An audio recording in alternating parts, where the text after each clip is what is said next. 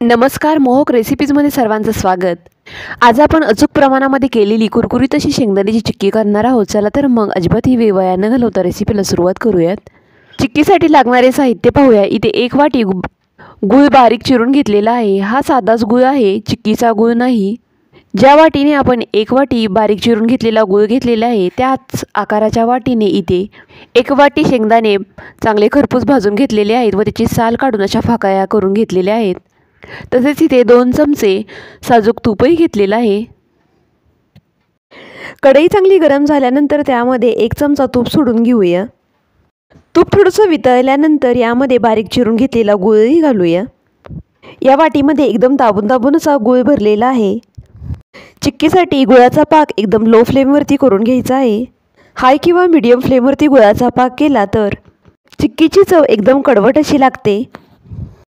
पाक सतत हलवल्यानंतर आता इथे तो थोडासा मेल्ट होऊ लागलेला आहे. पाकाला एक उकळी आल्यानंतर पाक चेक करायला घेऊया. इथे एका डिशमध्ये थोडंसं पाणी घेतलेलं आहे, त्यामध्ये 2 थेंब पाकाचे घालून घेऊया व आता पाक कसा झाला इथे चेक करूया. या पाकाची आता इथे गोळी तयार होत आहे. आपल्याला असा पाक नको आहे. अजून 5 मिनिटांसाठी हा पाक सतत ढवळत राहूया. हा पाक तयार व्हायला अजिबातही जास्त वेळ लागत नाही. परत 5 मिनिटांनंतर पाक झाला आहे की नाही ते चेक करूया. या पाकातील थोडेसे थेंब पाण्यामध्ये घालून घेऊया. तर या गोळीचा कट असा आवाज येत आहे, म्हणजे हा पाक तयार झालेला आहे.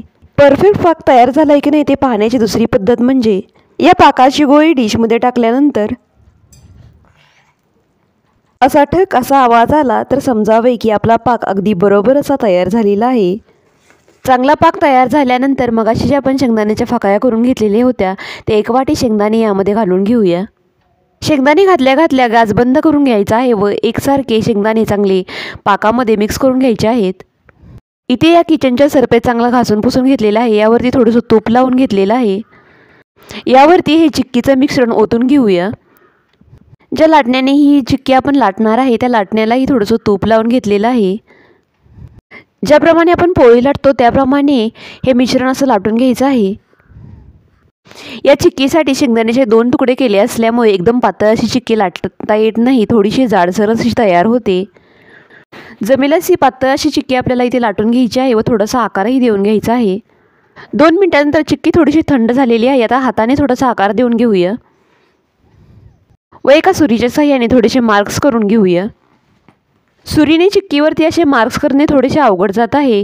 तुमच्याकडे जर पिझ्झा कटर असेल तर तुम्ही त्याचा वापर इथे मार्क्स करण्यासाठी किंवा चिक्की कट करण्यासाठी करू शकता. एकदा उभे व एकदा आडवे असे मार्क्स करून झाल्यानंतर चिक्की पूर्णपणे थंड करत ठेवायची आहे. नंतरच त्याचे तुकडे करून घ्यायचे आहेत. 20 ते 25 मिनिटांनंतर चिक्की पूर्णपणे थंड झालेली आहे. आता याचे तुकडे करून घेऊयात व तुम्ही पाहू शकता एकदम कुरकुरीत अशी आपली चिक्की तयार झालेली आहे. तयार झालेली चिक्की एखाद्या हवाबंद डब्यात भरून अगदी महिनाभर चांगली राहते. यातील एक चिक्की आपण तोडून बघूया. सर्व चिक्की एकदम कुरकुरीत अशी तयार झालेली आहे. व्हिडिओ पाहिल्याबद्दल धन्यवाद. पुन्हा भेटूयात अशाच एका नवीन रेसिपीसह. तोपर्यंत घरी बनवलेले पदार्थ खा आणि स्वस्थ राहा.